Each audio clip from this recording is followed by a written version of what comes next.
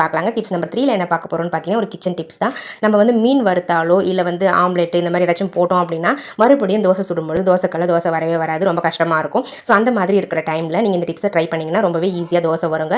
லைட்டாக வந்து அந்த தோசைக்கல்லுக்கு மேலே நீங்கள் கோதுமை மாவை தூவி விட்டுட்டு கொஞ்சம் தண்ணி ஆட் பண்ணி இந்த மாதிரி எல்லா இடத்துலையும் ஸ்ப்ரெட் ஆகிற மாதிரி பண்ணி விட்டுருங்க. பண்ணிவிட்டு அந்த தண்ணியை வந்து ஃபுல்லாக கீழே ஊற்றிட்டு அதுக்கப்புறம் நம்ம தோசைக்கல்லில் தோசை ஊற்றணும் அப்படின்னா நம்மளுக்கு தோசை வந்து சூப்பராக வருங்க. பாருங்கள், இப்போ தான் அடுப்பு பற்ற வைக்கிறேன். இந்த மாதிரி அடுப்பு பற்ற வச்சு நம்ம ரெடி பண்ணி வச்சிருக்க அந்த தோசைக்கல்லை அடுப்பில் வச்சு நம்ம தோசை மாவை எப்பவும் ஊற்றுற மாதிரி தோசை ஊற்றி எடுத்தோம் அப்படின்னா தோசை சூப்பராக வருங்க. ட்ரை பண்ணி பாருங்கள். ட்ரை பண்ணி பார்த்துட்டு உங்களுக்கு ரிசல்ட் எப்படி இருந்துச்சு அப்படின்றத கமெண்ட் செக்ஷனில் கமெண்ட் பண்ணுங்கள். ஸோ நம்ம நிறைய நேரங்களில் நம்ம மீன் வறுப்போம் இல்லை வந்து ஆம்லேட்லாம் போடுவோம் இல்லைங்களா, அப்போ வந்து மறுநாள் நம்ம தோசை சுடும்போது தோசை வந்து அப்படியே அந்த தோசைக்கல்லிலே ஒட்டிக்கும். ஸோ அந்த மாதிரி இல்லாமல் இந்த டிப்ஸை ட்ரை பண்ணிங்க அப்படின்னா உங்களுக்கு தோசை வந்து சூப்பராகவே வருங்க. பாருங்கள், நான் எடுத்து காமிக்கிறேன் எவ்வளோ அழகாக வந்து தோசை உங்களுக்கு தோசைக்கல்லில் ஒட்டாமல் வருதுன்னு சொல்லிட்டு.